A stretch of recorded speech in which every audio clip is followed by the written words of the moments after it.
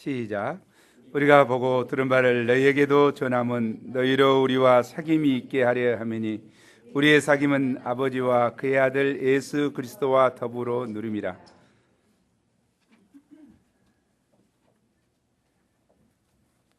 오늘 말씀은 성도의 참된 사귐에 대한 이야기죠. 오늘날은 극도의 이기주의로 말미암아 공동체 의식이 무너지고 점점 관계성이 파괴되어 가고 있습니다. 가장 기본이 되는 가족 공동체마저도 무너져 가고 있는데요. 2012년도 11만 4천여 쌍이 이혼했다는 통계가 나왔고, 이것은 결혼한 것의 거의 50%에 달하는 높은 수치죠. 이것은 사귐이 잘 되지 않는다는 것이고, 또 가정 공동체가 사귐이 있어야 되는데 사귐에 문제가 있다고 하는 것이죠. 우리가 잘 아는 것처럼 공산주의는 기독교에서 나왔죠. 뭐가 빠졌습니까? 하나님이 빠져버린 성도 간의 성도 간이 아니죠. 사람들 간의 모든 재산을 공통으로 나누자, 서로 공유하고 이렇게 하자. 그것에서 나왔죠. 그러나 하나님이 없는 공산주의는 무엇이었습니까? 게으르고 악하고, 또 그게 자체의 지배구조가 생기게 됐죠. 지배구조를 없애자겠는데 구조가 생기게 되는 것을 보게 됩니다. 제가 이야기하고 싶은 것은, 우리는 곧잘 사귐에 있어서 하나님을 빼놓고 사귀어보자. 하나님을 찡기니까 뭔가 영적인 사귐을 하니까 재미가 없을 것 같다. 좀 빼놓고 이렇게 인간적으로 이야기해보고 사귀어보자. 이렇게 하기 쉬운 것 같습니다. 그러나 오늘날 많은 모임들이 생기고 있죠. 거기에는 취미 동호회를 비롯해서 각종 이기적인 욕심을 따라서 여러 가지 것입니다. 제가 최근 인터넷을 보면서 이런 이야기를 정말 해도 되는 것 같은 거 모르는데, 등산 동호회가 굉장히 많이 생겼다고 그래요.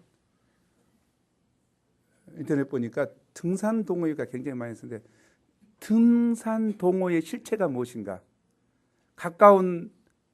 만나서 가까운 모텔로 가는 것이다. 그런 이야기가 있어요. 그래서 그것이 모텔 동호회인가 등산 동호회인가 모르겠다. 그 사람은 그렇게 적어놨어요. 이야, 이거 좀 심각한 이야기다. 이 어떤 동호회로 모이는 사람들이 거기에서 정말 교제를 나누는 거 아니고 널널한 속이 있다고 하는 거죠. 오늘날 젊은이들도 마찬가지, 여러 가지 채팅과 여러 가지 것들을 통해서, 영상 매체와 PC 통신을 통해서 젊은이들이 인격적인 사귐을 갖는 것이 아니라 감각적인 사귐을 더 선호한다는 것이죠. 이것이 참 문제가 되고 있는 것 같아요. 오늘날 문제는 인격적인 사귐이 아니고 감각적인 사귐이 된다는 것이 문제가 되죠. 이로 인해서 사회는 인정과 사랑이 메말라 각박해지고 곳곳에서 많은 문제들이 발생하고 있습니다. 이런 시대를 바라볼 때 소망이 생기지 않습니다. 그러나 하나님께서는 우리에게 사랑과 진리에 기초한 참된 사귐을 허락해 주셨습니다. 이것이 바로 성도의 사귐입니다. 성도의 사귐은 하나님 아버지와 예수 그리스도와 함께하는 거룩한 사귐이요 영적인 사귐입니다. 문제가 있어요. 성도의 사귐은 하나님의 아버지와 예수 그리스도로 말미암는 영적인 사귐인데, 교회 내에서도 하나님 아버지와 예수 그리스도를 생각하지 않는 동호회 수준의 모임으로 전락하고 있다고 하는 거죠. 이것이 심각한 문제입니다. 오늘 말씀을 통해서 이 시대에 영적 각성 운동을 일으키는 작은 불씨들이 되는 모임이 우리 가운데 시작될 수 있기를 간절히 기도합니다. 제1부 성도의 사귐 1절에서 4절이죠. 1, 2절을 함께 읽겠습니다. 시작. 태초부터 있는 생명의 말씀에 관하여는 우리가 들은 바요 눈으로 본 바요 자세히 보고 우리의 손으로 만진 바라. 이 생명이 나타내신 바 된지라. 이 영원한 생명을 우리가 보았고 증언하여 너희에게 전하노니 이는 아버지와 함께 계시다가 우리에게 나타내신 바 된 이지니라. 요한은 태초부터 있는 생명의 말씀에 관하여 말하고 있습니다. 생명의 말씀은 예수 그리스도를 가리킵니다. 말씀이 태초부터 있었다는 것은 말씀의 영원성을 의미합니다. 예수님은 태초부터 계신 영원하신 하나님이십니다. 아멘. 또한 생명의 말씀이라고 한 것은 말씀이 헬라 철학에서 말하는 것 같이 관념적인 것이 아니라 생명을 주는 인격체임을 말해줍니다. 예수님은 창조주로서 모든 피조물들에게 생명을 주시는 생명의 원천이 되시고 생명의 주인이 되십니다. 이 생명은 우리 인간과 같이 결국에는 죽을 수밖에 없는 유한한 생명이 아니라 죽음이 없는 영원한 생명입니다. 이 영원한 생명의 말씀이 하나님 아버지와 함께 계시다가 우리에게 나타나신 바 되셨습니다. 이는 예수님은 본래 하나님이시지만 우리 인간을 구원하시기 위해 육신의 몸을 입고 이 땅에 오신 성육신을 말해줍니다. 요한은 우리가 들은 바요 눈으로 본 바요 자세히 보고 우리 손으로 만진 바라 말함으로 성육신의 진리가 확실함을 증거하고 있습니다. 요한은 3년 동안 예수님과 동고동락하며 예수님으로부터 생명의 말씀을 직접 듣고 눈으로 보았습니다. 더 나아가 그는 예수님이 어떤 분이신가 가까이에서 자세히 관찰했습니다. 여기 손으로 만지는 것은 체험 중에서도 가장 친밀한 체험입니다. 예수님께서 죽은 권세를 이기시고 부활하셨지만 제자들은 부활하신 예수님이 혹 죽으셨는데 눈앞에 나타난 것을 보고 귀신이 아닌가 영이 아닌가 생각하고 놀랬죠. 그랬을 때 누가복음 24장 39절에서 예수님이 직접 말씀하셨습니다. 함께 읽어보죠. 시작.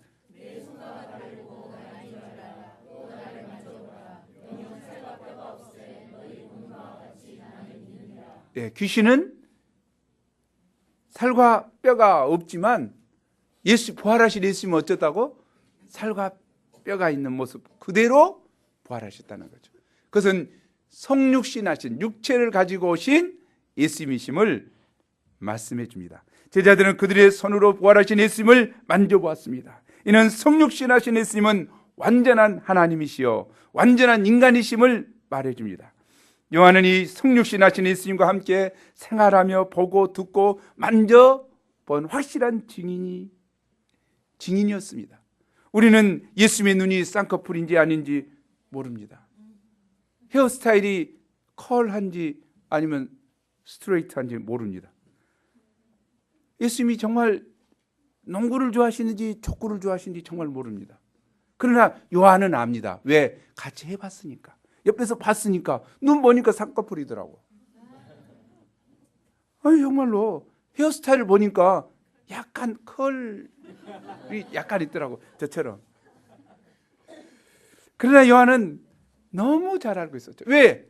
가까이서 보고 생활하고 만져보았기 때문에. 요한이 왜 이렇게 예수님의 간에서 귀로 듣고 눈으로 보고 주목하고 손으로 만져봤다고 확실한 게 증거합니까? 이는 당시 복음 진리를 위협하고 있던 영주주의 사상 때문이었습니다.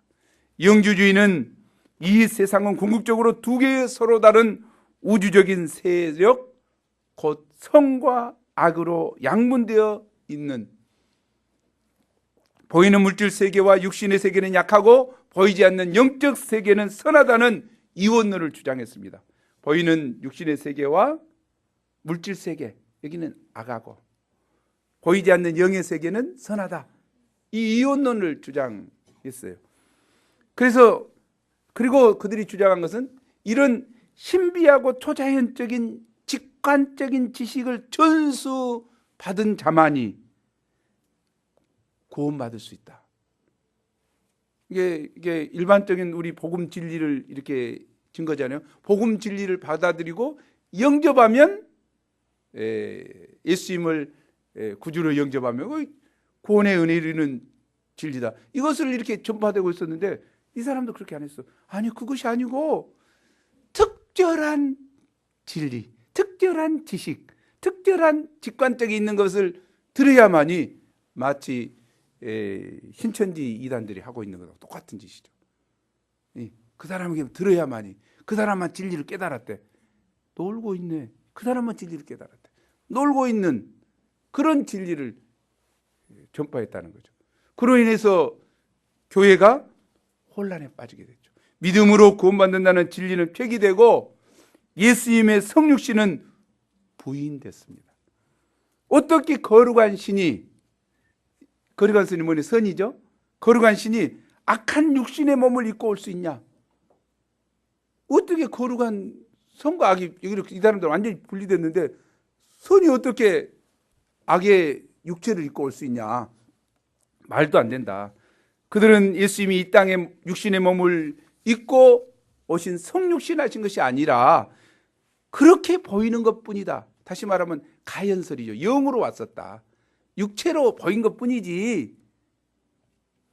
육체로 보인 것뿐이지. 예수님이 이 땅에 오셨는데 육체로 보인 것뿐이지 육체가 아니다. 저거 이렇게 하죠. 그런데 사도 요한은 뭐라고 합니까?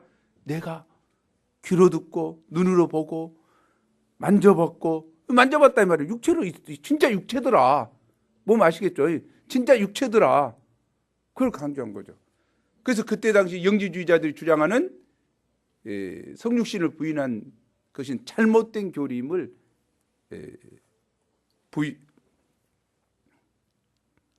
이걸 증거하고 성육신의 진리를 변호하고 확증하고 있는 것이죠. 사람들은 하나님을 생각할 때 높고 영화로운 보좌에 계셔서 인간이 감히 가까이 할 수 없는 분이시요 죄인들과 함께 할 수 없는 거룩하고 높으신 분으로 생각합니다. 맞지요? 하나님은 그러신 분이시죠. 거룩한 분이시고 감히 우리가 가까이 갈 수 없는 분이시죠. 하나님은 그런 분이시지만 이런 하나님께서 육신의 몸을 입고 이 땅에 오셔서 냄새나는 죄인들과 함께 하신 것입니다. 이것이 은혜지요. 우리가 믿는 하나님은 성육신 하셔서 우리와 동고동락하시고 아주 가까이서 보고 듣고 만질 수 있었던 분이십니다. 성육신 하신 예수님은 너무나 겸손하셔서 온유하셔서 누구나 쉽게 접근할 수 있는 분이시요 우리와 늘 함께 하시는 임마누엘의 하나님이십니다. 아멘. 이것이 임마누엘의 진리 아닙니까? 3절을 보십시오. 우리 3절을 함께 읽죠. 시작. 우리가 보고 들은 바를 너희에게도 전함은 너희로 우리와 사귐이 있게 하려 함이니 우리의 사귐은 아버지와 그의 아들 예수 그리스도와 더불어 누림이라.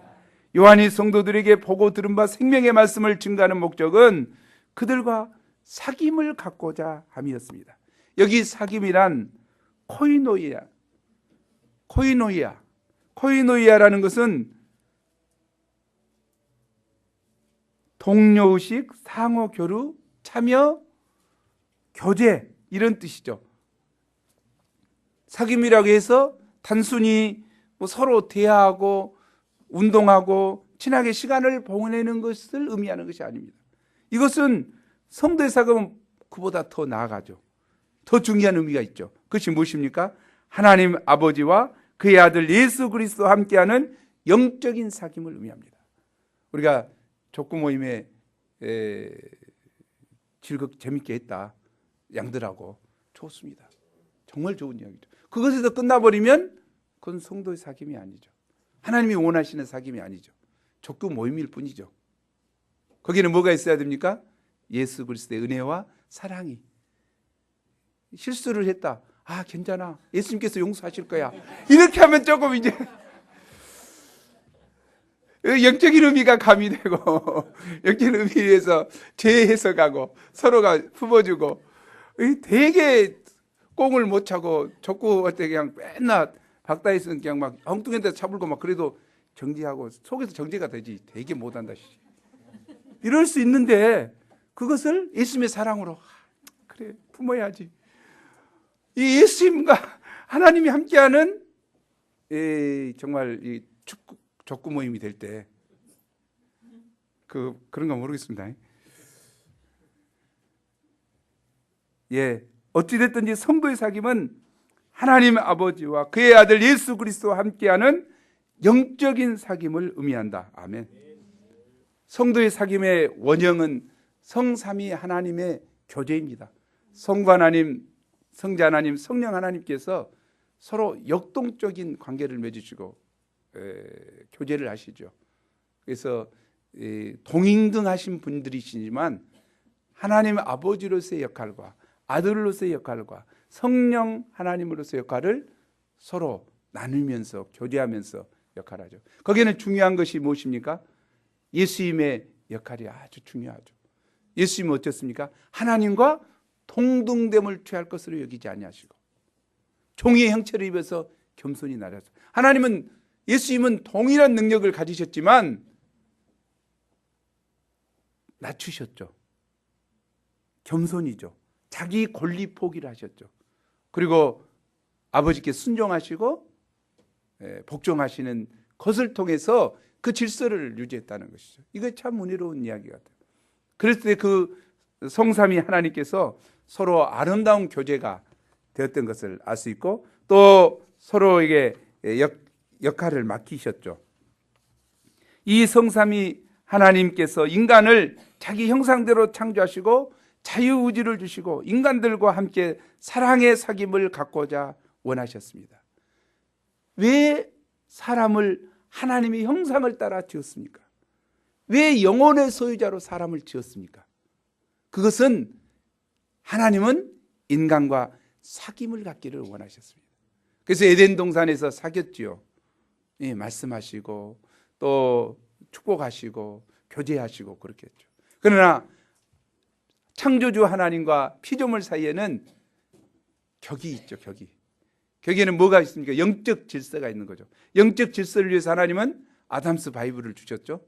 이 말씀을 주셨습니다. 이 말씀을 따르면 내가 교제가 되고 영원한 축복을 누릴 것이다. 그러나 아담이 사단의 유혹을 받아 범죄했지 않습니까? 범죄함으로 인해서 사귐이 깨지고 그 사귐이 깨짐으로 인해서 인간의 타락이 시작됐죠. 부패가 시작됐죠.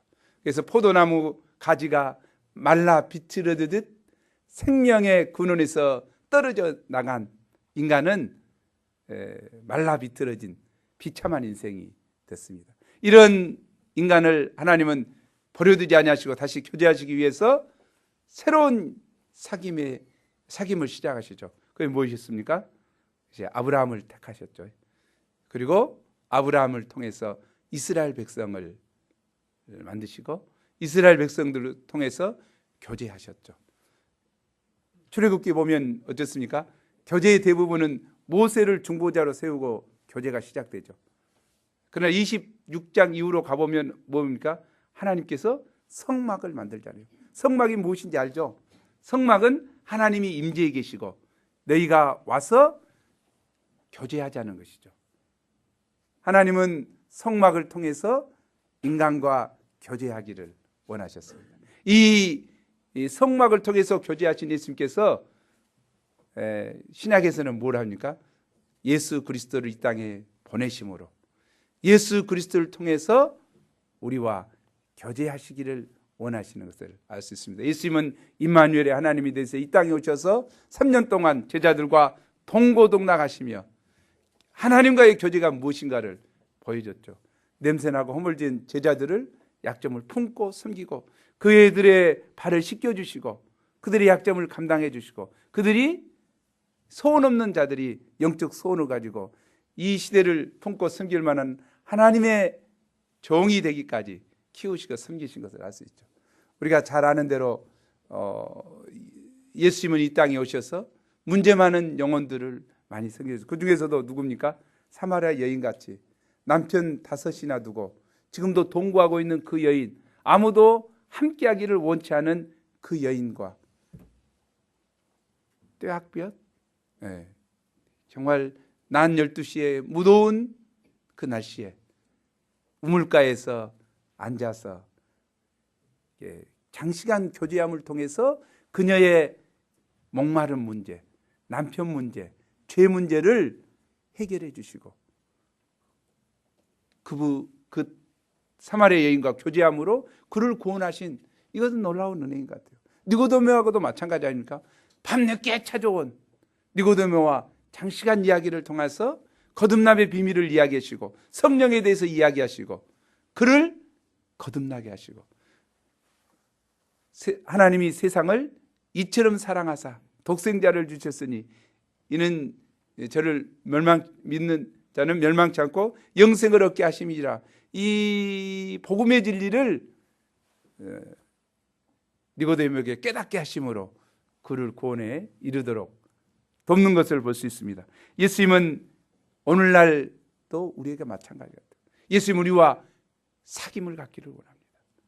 우리가 하나님과 사귐을 갖는데 예수님은 주요 그리스도로 오셔서 우리를 구원하실 뿐만 아니라 우리가 하나님과 교제하는데 우리를 인도하시기를 원하시는 것을 깊이 알아야 될 것 같습니다.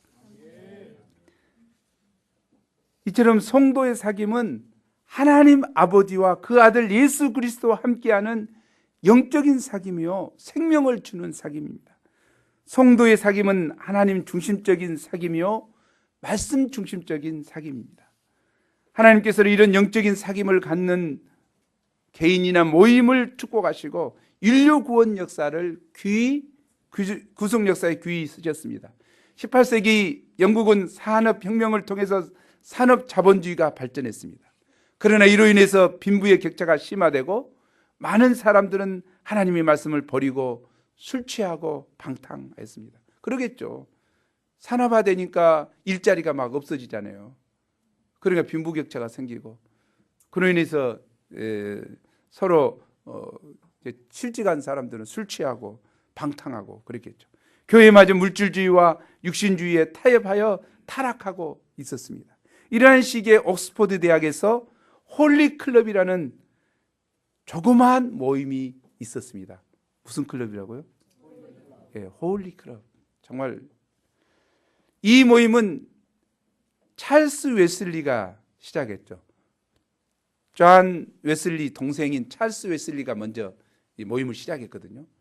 그리고 거기에 이제 존 웨슬리가 동참하고 조지 휘필드가 동참했죠. 이게 존 웨슬리는 누군지 알죠? 감리교 창시자죠. 감리교를 시작한 위대한 종이죠. 이들은 성경을 사랑하고 성경을 열심히 공부했습니다. 처음에는 주일날 저녁에 한 번씩 모였는데 얼마 후에는 은혜가 있으니까 일주일에 2번씩 모이다가 나중에는 매일 저녁 6시에서 9시까지 모였는데 모여서 공부를 했어요.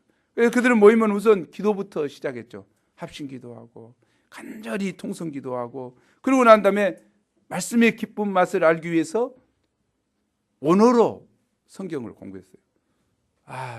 성경을 공부하고 원어를 찾아보고 코이노이야? 이것은 교제구나. 사귐이구나. 성도 간의 사귐이구나. 이렇게 공부를 하고 일주일에 이틀씩 금식 기도를 했어요. 이 시대를 위해서 우리가 금식하자. 다이어트가 제대로 됐겠죠. 문제할 거 없어요. 이들은 말씀과 기도를 통하여 거룩한 성도의 사귐을 나누었습니다. 그 홀리클럽이 친구들 몇 명이 모였던 것들이 점점 이제 캠퍼스로 퍼지기 시작하고 영국을 각성시키고 미국과 전 세계를 영적인 잠에서 깨어나게 하는 원동력이 됐습니다. 우리 가운데도 그렇습니까? 수에 많고 적으면 괴롭습니다. 어떤 가정이 부부가 홀리클럽처럼 깊은 교제를 하고 말씀의 은혜를 나누기 시작하면 번질 것입니다. 산부에 번질 것입니다. 점점 번져갈 거예요.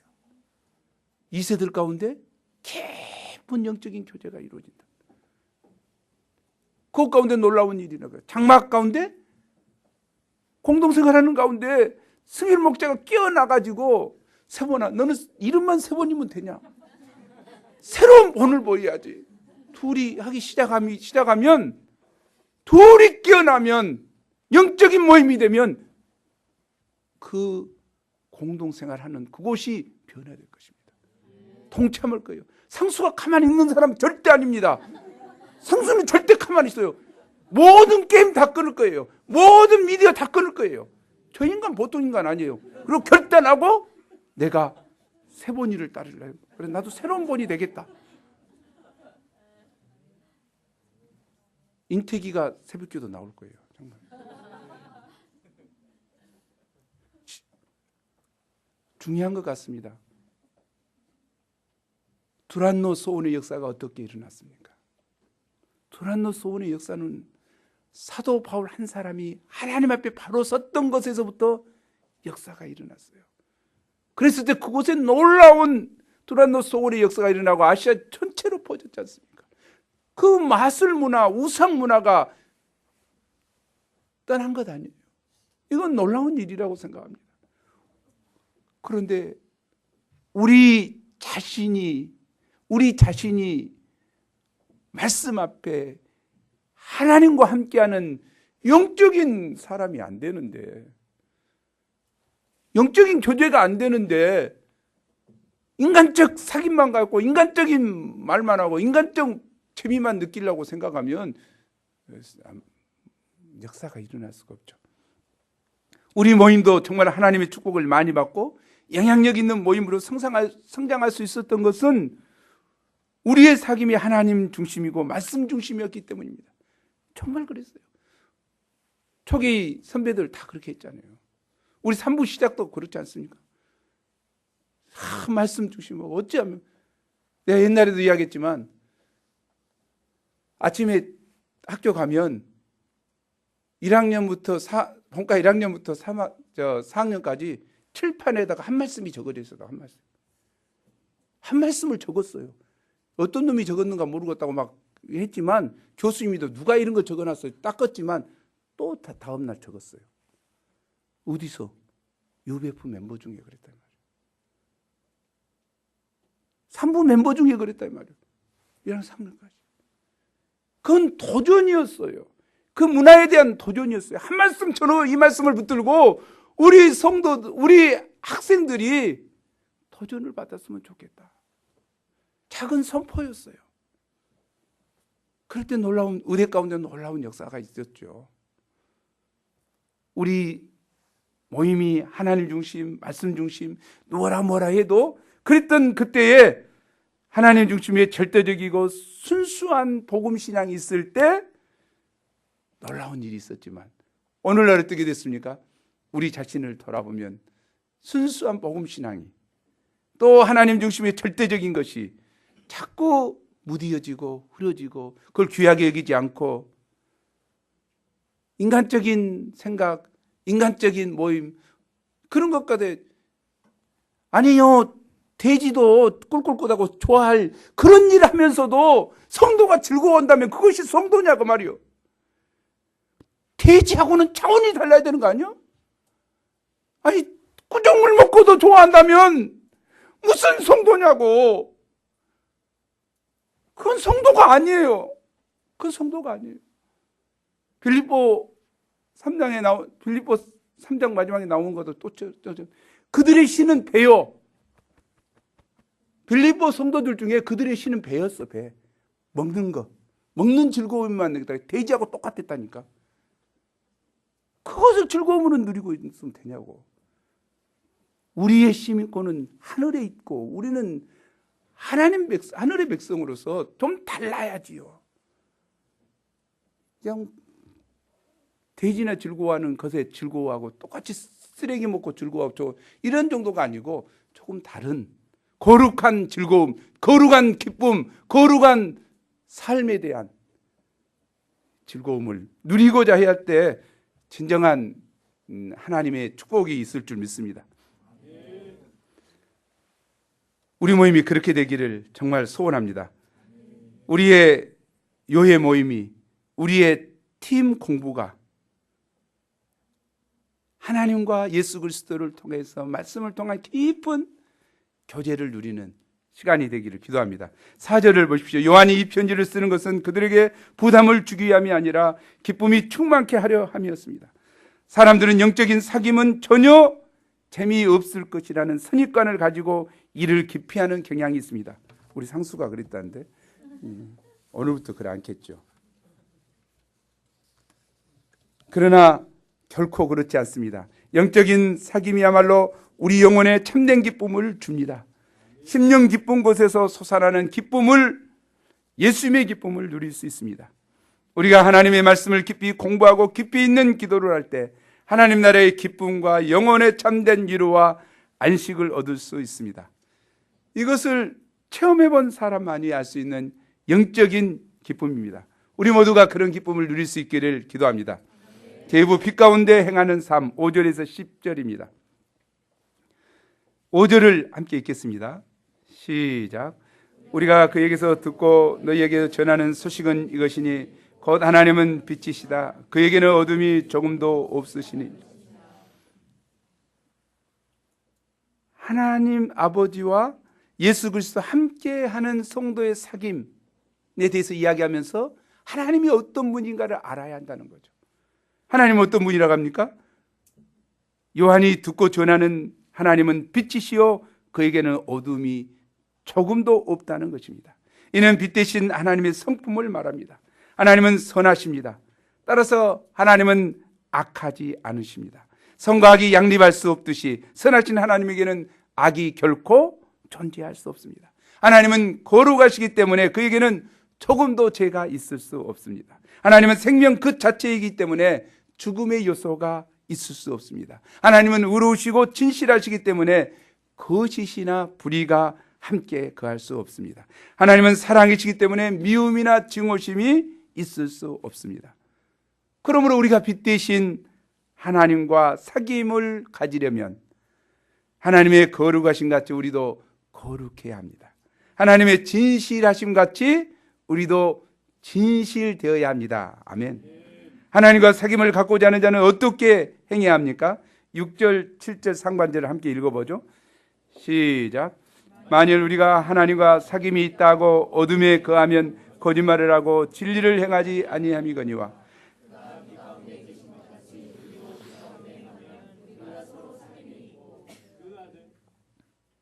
예, 조금 이따 할게요. 첫째로 어둠을 벗어버려야 합니다. 하나님과 사귐을 갖기 위해서는 어둠을 벗어버려야 합니다. 어둠에 행한다는 것은 습관적으로 죄를 짓는다는 거죠. 어둠에 계속해서 머물러 있다는 거죠. 어둠이란 죄거든요. 죄에 계속 머물러 있다는 것은 습관적으로 죄를 짓는다는 뜻입니다. 그 반대의 개념은 죄 없는 생활이 아니라 경건의 연습을 통해서 그리스도의 장성한 분량까지 영적으로 점점 성장한다는 것입니다. 신자가 해야 될 것이죠. 신자는 죄 없는 자가 아니에요. 영적인 경건의 연습을 통해서 그리스도의 장성한 분량까지 영적으로 점점 성장해 가야 되는 거죠. 이것이 중요한 거죠. 어둠 가운데 행하는 자는 하나님 앞에서 살지 않고 죄의 소욕을 쫓아 살아갑니다. 자기 욕심을 쫓아 살아갑니다. 죄를 가볍게 여기고 습관적으로 죄를 지으며 신앙과 생활이 분리된 이중생활을 합니다. 이런 자들은 하나님 들어온 줄 모르고 몰래 죄를 짓습니다. 이런 자들은 빛 대신 하나님을 알지 못하는 자들이요, 하나님과 사귐이 없는 자들입니다. 사귐이 있는데 어떻게? 아니, 내가 결혼을 했는데 어떻게 다른 여자하고 할 수 있냐고. 결혼을 했는데 어떻게 다른 여자하고 사귈 수가 있어? 하나님과 사귀고 있는데, 빛 대신 하나님과 어떻게 어둠 가운데 거할 수 있냐고. 말이 안 되는 거죠. 우리가 빛 대신 하나님과 사귐을 갖기 위해서는 어둠을 벗어버려야 됩니다. 아니, 새 생활을 시작하려고 하는데 지저분한 옛날 생활 갖고 어떻게 할 수 있어요? 없죠. 어거스틴이 회심한 누로 알죠? 이 길거리 가는데 옛날 사귀던 애인이 안채한 거예요. 자기는 모른 척하고 가는 거지. 어거스틴 나야 나. 계속 가는 거야. 모른 척하고. 근데 끝끝내 쫓아오니까 뭐라 그랬습니까? 뒤를 보고 이야기했죠. 너는 너지만 나는 옛날 나가 아니야. 나 변화됐어. 중요한 이야기라고 생각해요. 너는 너지만 나는 나가 아니야. 나 변화됐다. 회심했어요. 우리가 그런 자세로 살아야 돼요. 옛날 그대로 옛날 죄짓고 살던 그 모습 있으면 곤란하죠. 예수 그리스도를 믿고 빛 가운데 나와왔으면 나 옛날 내가 아니다. 새로운 나다. 그런즉 그리스도 예수 안에서는 새로운 피조물이다. 나는 그리스도 예수 안에서 새로운 피조물이 됐다. 이 선포가 필요하죠. 그러면 계속해서 끌려가는 거죠. 옛날 그랬지.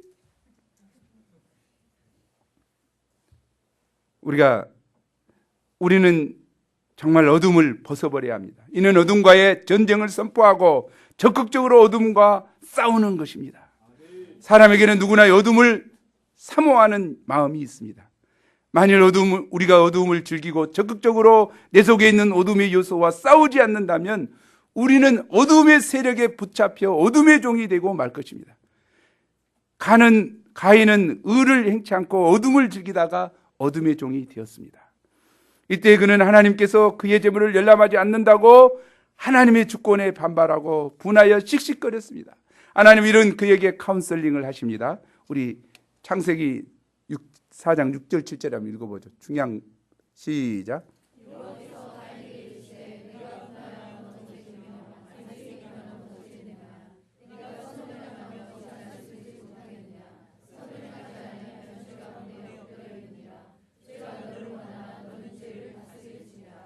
내가 선을 행하면 어찌 낯을 들지 못하겠느냐. 자기가 죄인인지 알고 있죠. 가인은 알고 있어요. 자기가 얼마나 개판으로 살았는가를. 감히 낯을 들지 못하죠. 하나님 앞에. 거룩하신 하나님 앞에 감히 들 수 없죠. 그런데 하나님께서 하신 말씀이 뭐죠? 선을 행하지 아니하면 제가 문에 엎드리느니라. 우리가 적극적으로 선한 삶을 살고자 하고 투쟁하지 않으면, 말씀대로 살고자 하지 않으면 죄가 문에 엎드린다면, 그 사자가 먹이를 칵 뛸라고 그냥 웅크리는 그 자세거든요. 곧 덮치려고.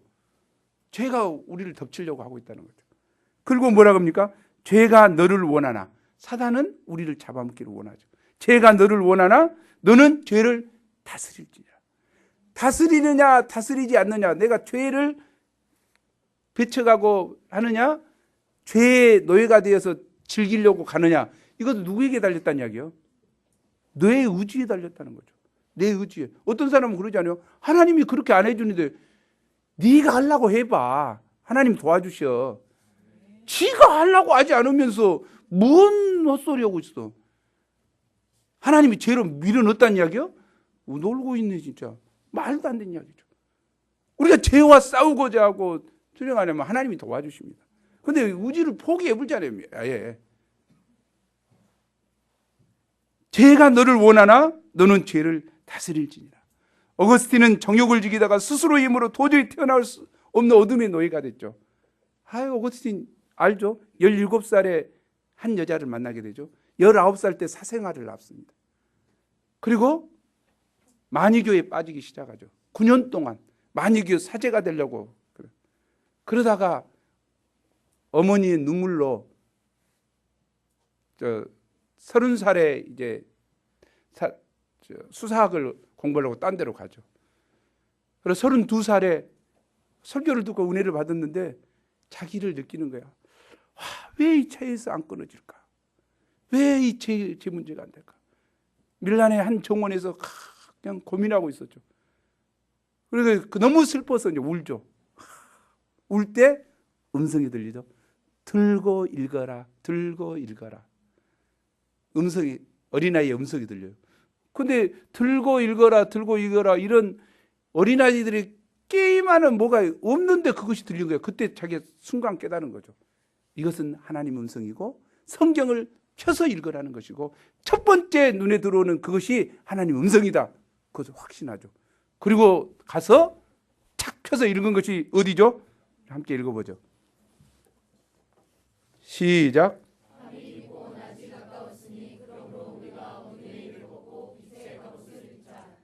낮에와 같이 단정히 행하고 방탕하거나 술 취하지 말며 음란하거나 호색하지 말며 다투거나 시기하지 말고 오직 주 예수 그리스도로 옷 입고 정욕을 위하여 육신의 일을 도모하지 말라. 예, 이 말씀을 심령으로 깊이 받았습니다.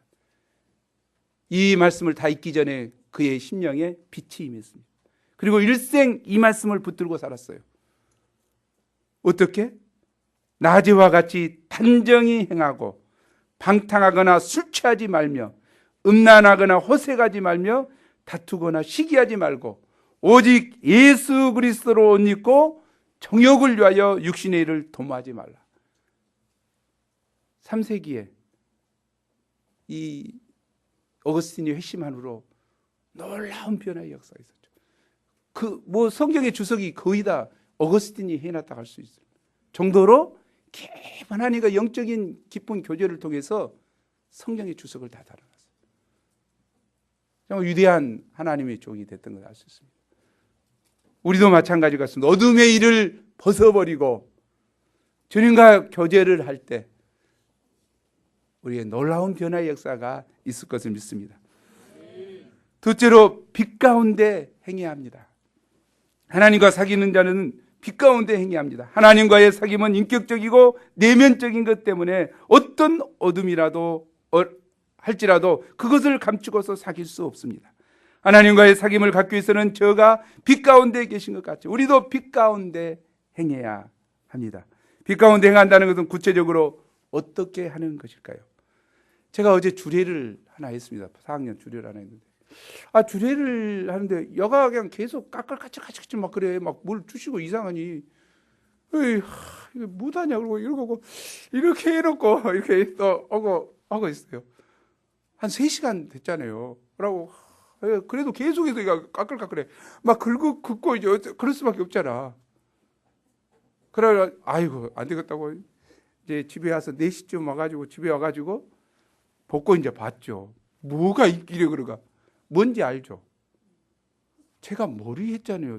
머리를 월요일 날 했어요. 월요일 날 했던 머리카락 쫙 하는 것이 은희가 집어넣어 버리는 거 어쩐가 모르는데 이거 쫙 이제 약간 이것이 여기 하나 있는데 그 옷 사이에 있잖아요. 그 옷 사이에 그것이 하나 걸려 있는데 그것이 그렇게 까칠까칠하니 그냥 계속 괴롭히는 거야. 그놈 하나 딱 떼는 건 아니고 언제 그랬는데 없어져 버려. 제가 이야기하는 것이 뭡니까? 우리에게 있어서 까칠까칠하게 하는 것, 괴롭게 하는 것은 자꾸만 죄다 이 말이죠. 빛 가운데 행하는 것은 이 자꾸만 요것이 있으면 우리를 하나님 앞에 나가지 못하게 한다고 말이죠. 왜 죄를 회개하는 생활이 중요해요. 그걸 빼버리니까 얼마나 좋은지요. 얼마나 편안해요. 그냥 기뻐. 근데 내가 주려다가 엎어쓸 수도 없고 이게 굉장히 괴롭잖아. 그러나 시간이 될 때 우리 소감 모임이나 시간이 됐을 때 진실이 주님 앞에 나가서 회개하는 건 이건 좀 중요한 이야기다고 생각합니다. 우리는 육의 몸을 입고 있기 때문에 죄를 짓지 않을 수 없습니다. 세상에 죄를 짓지 않는 의인은 한 사람도 없습니다. 로마서 3장 10절이죠. 의인은 없나니 하나도 없다. 아무리 의로운 자라 할지라도 거룩하신 하나님 앞에 설 때 자신이 망할 수밖에 없는 비참한 죄인임을 깨달아 알 수 있습니다. 이사야 선지자는 불의한 세상을 비판하다가 성전에서 거룩한 하나님을 만났습니다. 이때 그는 자신이 죄인임을 발견하고 외쳤습니다. 우리 외쳐보죠. 시작. 나는 입술이 부정한 사람이요 나는 입술이 부정한 백성 중에 거주하면서 만군의 여호와이신 왕을 배웠음이로다. 화로다. 나여 망하게 되었도다. 거룩하신 하나님 앞에 서니까 자기 죄가 그렇게 비춰진 거죠. 더럽고 취한 망하게 되었다고 고백했죠. 베드로는 성실하게 살았기 때문에 자신이 죄인인 줄 잘 알지 못했습니다. 그러나 그가 거룩하신 예수님을 만났을 때 어쩌습니까? 던졌을 때 그물을 던졌을 때 하나님의 예수님의 신성을 체험하죠. 그랬을 때 어떻게 외쳤습니까? 동업합시다 그랬습니까? 진짜 잘 만났습니다. 멋진 그러지 않았죠. 주여 나를 떠나로서 나는 죄인이로서다. 예수님이 너 죄인이라고 한 말도 안 했어요. 그러나 거룩하신 신성 앞에 설 때 자신의 죄인된 모습을 보게 된 것이죠. 사도 바울도 예수님을 만나기 전에는 율법으로 흠이 없을 정도로 의롭다고 생각했죠. 그의 이름은 뭐였습니까? 사울이었죠. 사울이란 큰 자였죠. 그러나 예수님을 만나고 나서 그의 이름이 스스로 바꿔졌죠. 뭘로? 바울로 바꿔졌죠. 작은 자. 하나님 앞에 볼 때 작은 자, 겸손할 수밖에 없는 자인 것을 깨닫게 된 거죠. 부활하신 예수님을 만났을 때 자신이 죄인 중에 괴수임을 깨달았습니다. 우리는 날마다 거울 같은 말씀 앞에서 자신을 비춰보고 죄를 깨닫고 회개하는 생활을 해야 합니다. 우리가 진실되게 죄를 회개할 때 빛 가운데 드러난 죄의 세력이 더 이상 힘을 쓰지 못하게 됩니다. 더 나아가 중요한 이야기예요. 죄는 죄가 아닙니다. 죄는 세력이거든요. 세력이에요. 자기에게 자꾸 우리 끌어가는 거예요. 우리가 이걸 인식해야 됩니다. 단순한 죄로 끝나는 거 아니고 그건 세력을 형성해요. 계속해서 죄를 범하게 되면 세력이 형성되거든요. 그래서 나를 집어먹게 되죠. 그러나 더 나아가 빛 가운데 행한다는 것은 하나님의 말씀을 쫓아 살며 적극적으로 하나님의 뜻을 섬기는 것입니다. 우리가 하나님의 말씀을 붙들고 적극적으로 하나님의 뜻에 순종하는 삶을 살 때 자연히 죄의 소욕이 물러가고 빛 가운데 살게 됩니다. 왜? 말씀의 세력이, 영의 세력이 나를 지배하게 되면 죄의 세력은 물러가게 됐다는 거죠. 이걸 우리가 깊이 영접해야 되겠습니다. 우리가 빛 가운데 행하면 어떤 축복을 누릴 수 있습니까? 7절이죠. 함께 읽죠. 시작. 그가 빛 가운데 계신 것 같이 우리도 빛 가운데 행하면 우리가 서로 사귐이 있고 그 아들 예수 피가 우리를 우리 모든 죄에서 깨끗하게 하실 것이요. 우리가 빛 가운데 행하면 하나님과 사귐이 있게 되고 거룩하신 하나님과 또한 성도 간에 진실된 사귐이 있게 됩니다. 우리는 이 사귐을 통하여 생명을 덧입을 수 있고 영적인 세계를 알고 성장할 수 있습니다. 또한 우리가 빛 가운데 행하면 예수 그리스도의 피가 우리를 모든 죄에서 깨끗게 해주십니다. 아멘.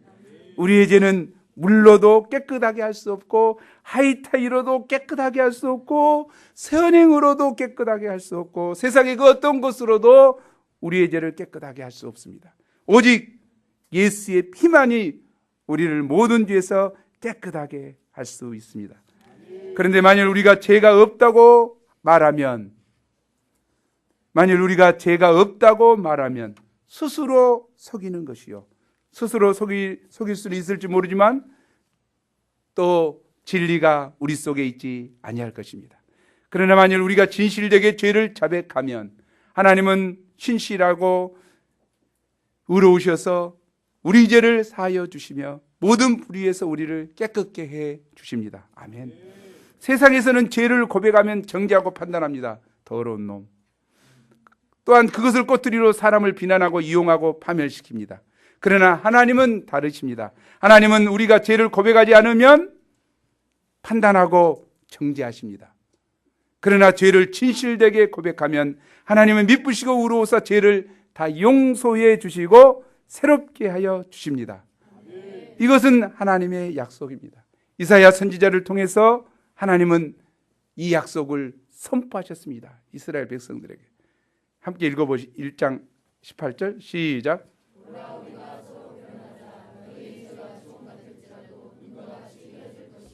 진홍같이 붉을지라도 양털같이 희게 하리라. 아멘.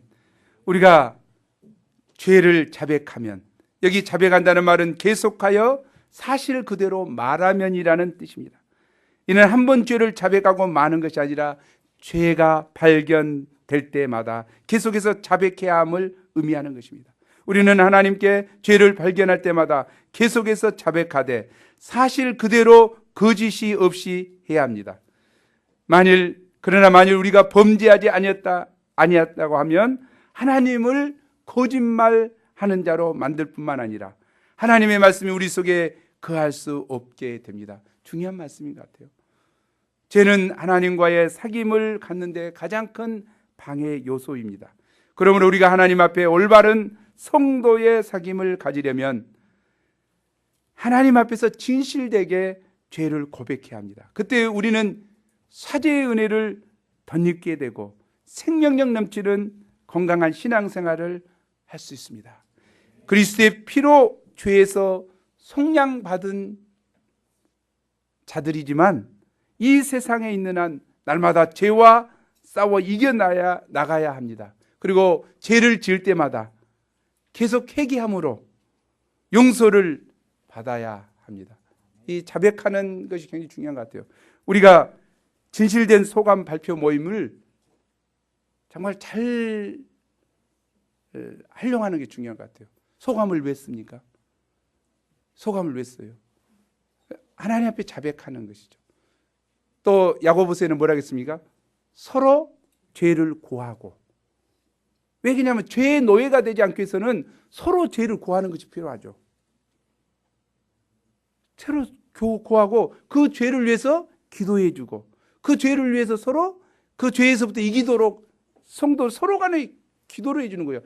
죄를 고한다는 것이 서로 정죄하도록 한 것이 아니고 또 죄를 고하면서 서로 나도 죄인이고 너도 죄인, 우리 같이 죄 짓자. 그것이 아니고 죄를 고하는 것은 예수님을 중심으로 하나님을 중심으로 하는 거죠. 그래서 죄사함 받은 자로서 고하는 것, 죄사함의 은혜를 감사하면서 서로 고하는 것이죠. 그리고 그 죄사함을 인해서 감사하고 감격하고 죄와 싸우자. 내가 연약한 점이 이 점이 있는데 네가 나를 위해서 기도해 달래. 기도해 줄래. 서로 기도해 주고 힘을 주는 것이죠. 그래서 거룩한 모임, 거룩한 성도 간의 교제가 되도록 하는 것이 중요하죠. 요즘에 인터넷이 너무 우리의 삶에 많이 지배를 하기 때문에 인터넷이나 또는 TV를 통해서 예배를 보는 사람들이 많죠. 무교회주의. 물론 침상에 둘러넣어가지고 나 도저히 다리 어디 못 쓴다. 권상훈 형제처럼 그런 사람은 TV를 통해서라도 봐야죠.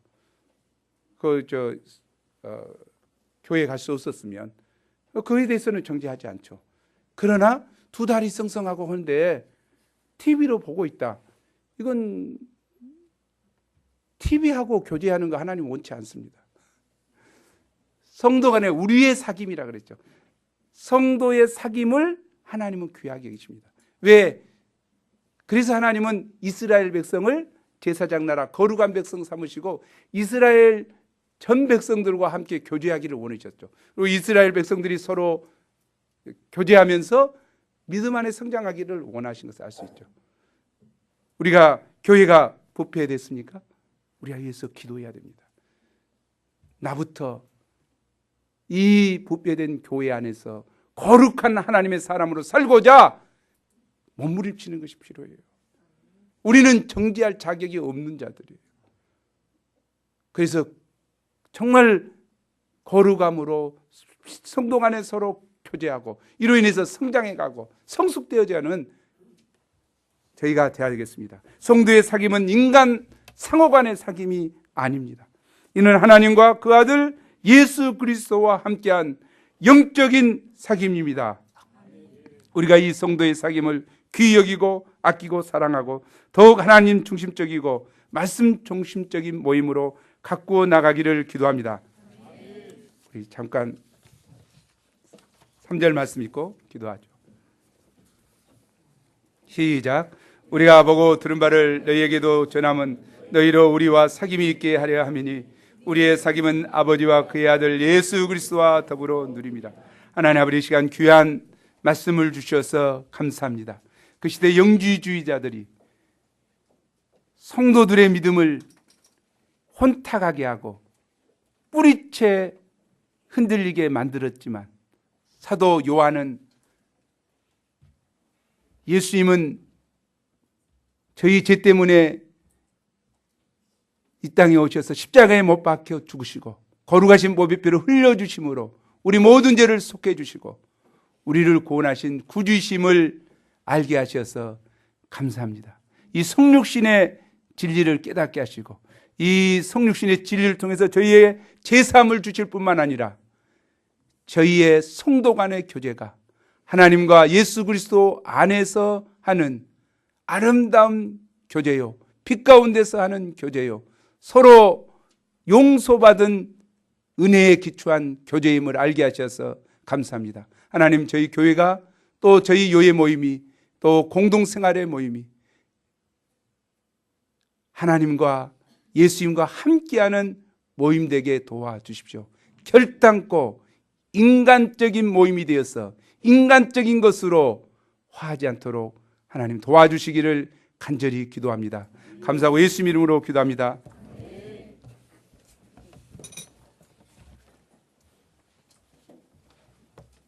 모두 일어나셔서 찬송가 221장 부르시겠습니다.